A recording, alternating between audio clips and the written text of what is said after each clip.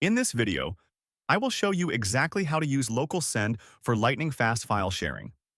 If you are tired of emailing photos to yourself or struggling with clunky cloud storage, this app is the perfect solution for your workflow.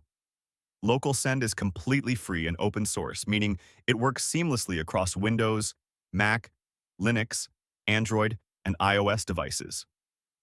The biggest advantage here is privacy because your data never leaves your local network. Unlike AirDrop, it is not locked into one brand. One minor downside is that both devices must be on the same Wi-Fi network to see each other.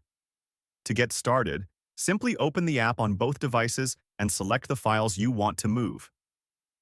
Your devices will appear with funny assigned nicknames. Just tap the destination name and the transfer begins instantly. The interface is clean and lacks annoying ads, making it a joy to use daily.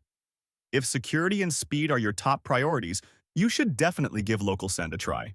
It is truly a game changer.